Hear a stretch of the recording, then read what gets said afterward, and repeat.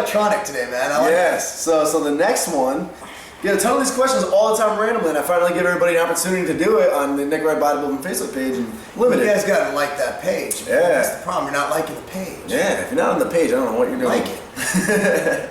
Let's see. Okay, this is from Todd Matthews. I'm on my way towards a degree. I'm already an employee personal trainer, certified ISSA. Nick, my question is, how does one manage to line up, say, photo shoots, as well as other ways to simply get the name out into the industry? I'm a men's physique competitor who competed nominally this year, 2 shows, but I finally have a decent budget who can do more shows in 2013. First off, Todd, that's a really good, unique question. Secondly, you're in the right industry, actually. For those, I'm a bodybuilder, all my friends who are bodybuilding as well, kind of ball bust the physique industry, but to be honest, the physique guys look phenomenal. Yeah, you see them in person, man. You see them in person. They're not small dudes, like they look great.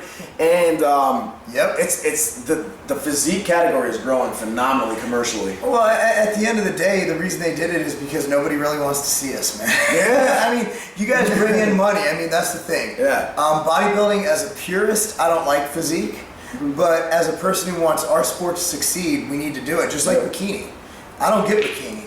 I mean, I get it. I know how to judge it, but at the end of the day, it's like, it's a beauty contest. And physique, let's be real, it's kind of like men's bikini. Yeah. Where you look good, and I'm all for that. I mean, it's good. It's bringing money into the industry. That's great. And how to line up photo shoots? Well, you got to market yourself, and you contact magazines, perhaps get involved in a modeling agency, or you could put together a portfolio, put your headshots in there. You guys might not know it, might not realize this, but I actually did. I have photo shoots in men's fitness, which is a men's physique before I was a big ugly freak, and I've also been in Muscle Fitness Italy. I've been in Muscle Mag Italy. I've been in a couple others, and Ironman. I mean, the thing is that, to line that up, it's a lot of networking, a lot of getting your stuff out there, emailing the person. It's not hard to look at the masthead, which is where the list who works in the magazine, and see who the art director is, see who the personnel director is, and that's who you want to email. The media director, get in touch with anybody. Hell, call the front desk and ask who to send your stuff to. Yep. And but if you're looking to go mainstream physique, like I'm talking GQ type stuff, hire a good talent agency. You're going to be giving up 30% of the cut, but that's 30% you wouldn't have had. Right. So this, in my experience, and I did modeling for a little bit. I started heading off pretty deeply into it in about 2010, and I kind of faded away from it. I managed to make some decent success, did some shoots, did some paid shoots. I also got a cover of a magazine at one point. And basically, like you said, it is a networking game. Everything, whether it's sponsorships like we just discussed or photo shooting, it does come down to you have to approach everything like you would approach job hunting. It's not going to be a magical Santa Claus fairy tale thing. You're professional and you network. So start off finding a local photographer. Make sure they're good. That's the other thing. Don't just shoot with anybody, because photographers, just like supplement companies, just like jobs, they look at the material. And if they ask you to do anything with a grapefruit, you'll never win the Olympia.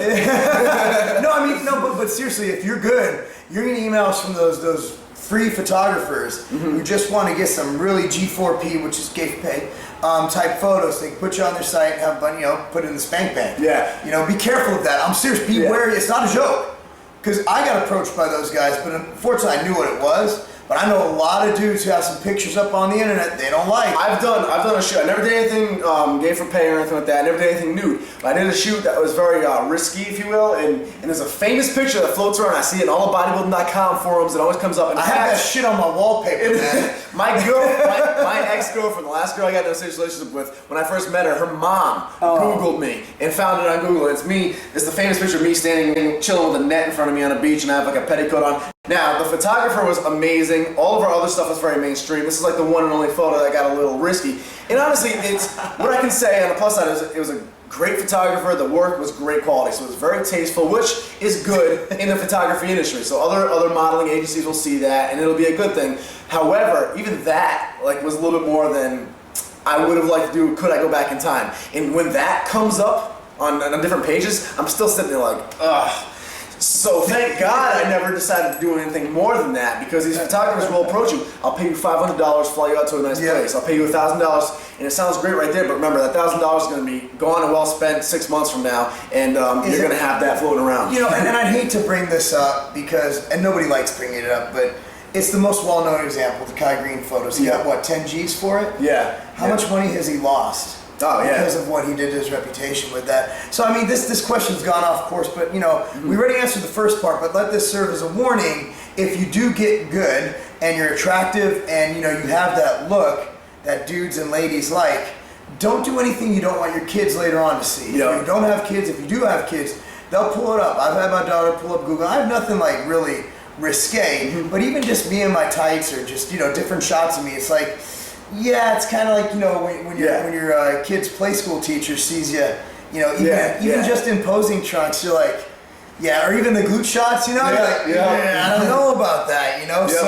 So just remember that you're young now, but when you get an old man like me, you have kids, you're like, oh crap, what did I do? Yep, Remember, that shit's gonna follow you forever. How long goes Kai's thing? Oh man, years. That and the thing about Kai, for those who don't know, check it out. Kai Green, great He's fighter. like this. Yeah. But BBC style. But not to get off topic, the thing is, also keep in mind, there's that.